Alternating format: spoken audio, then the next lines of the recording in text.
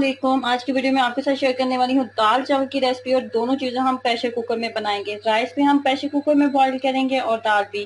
ठीक है, मूंग और मसूर की मैंने दाल ली है, ये आध पाव के करीब है। आध पाव के करीब दोनों, ये दोनों दालें हैं, मूंग और मसूर की दाल। और इसको मैंने पानी में भिगो के रख दिया। और ये जो राइस है ये मैंने 1 गिलास लिए थे, ये वाला गिलास था। ठीक है जी, ये वाला गिलास था। और ये ना 10 मिनट पहले मैंने पानी में भिगो के रख दिए। ठीक है, बनाने का मैं आपको तरीका बताती हूँ।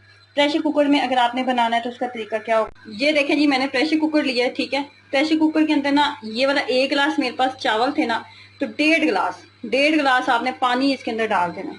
1.5 गिलास पानी डाला है और 1 चाय वाला चम्मच ना मैंने कुकिंग ऑयल या घी, कोई सी भी चीज आपके पास मौजूद है, मैंने घी डाला है। एक चाय का चम्मच इसके अंदर घी डाल दें। उसका फायदा ये होता है कि चावल चिपकेगा नहीं और बहुत खिला खिला बनेगा। नमक मैंने अभी नहीं डाला तो नमक मैं डाल लेती हूँ इसके अंदर। पानी के अंदर उबाल आ चुका है और ये नमक भी हमने इसके अंदर डाल दिया। ठीक है, 1 चाय वाला चम्मच जो है नमक मैंने इसके अंदर डाल दिया। जो चावल है ना वो हमने डाल देने। पानी मैंने उतार लिया था, चावल मैंने इसके अंदर डाल दिए। चावल डालने के बाद ना प्रेशर कुकर को हम बंद कर देंगे। अच्छा, अब इसका तरीका क्या होगा, फ्लेम को आपने मीडियम रखना है, जैसे नॉर्मल आप फ्लेम होती है ना वैसे आपने रखना है। ठीक है, इसमें कोई चेंज नहीं आपने करना। अब यहाँ पे देखें, प्रेशर कुकर का भी वेट जो है वो हमारा हिलना, वो भी जो इसका सीटी है वो भी बजना स्टार्ट नहीं हुई। जैसे आपकी सीटी बजना स्टार्ट होगी आपने टाइम जो है वो नोट कर लेना है मोबाइल पे या कहीं पे भी।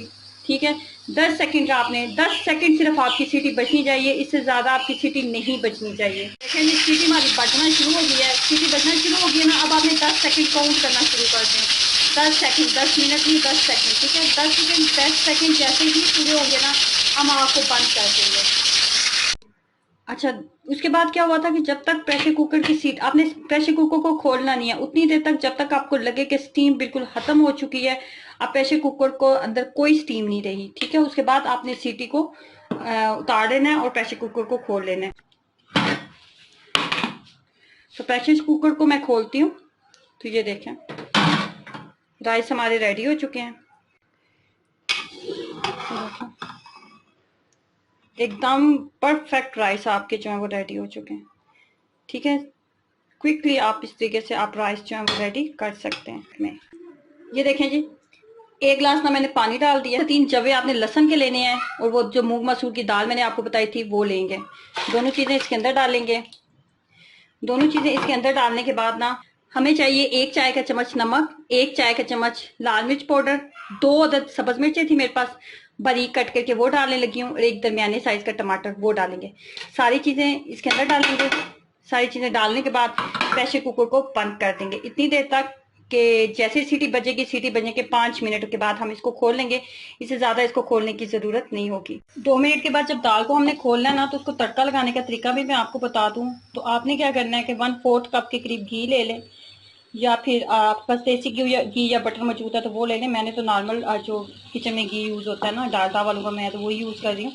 उसके बाद लहसुन के जवे डालने हैं। उसके बाद ना सफेद जीरा मैंने आधा चाय का चम्मच बस डाला। ठीक है, और इसकी जब दोनों चीजों की हल्की सी खुशबू आने लगेगी ना, तो ये हमारा तड़का जो है तैयार हो जाएगा। दाल मैं आपको दिखा दूं तो ये देखें जी, दाल हमारी एकदम परफेक्ट रेडी हो चुकी है। ठीक है, अब हमने इसको तड़का लगाना है।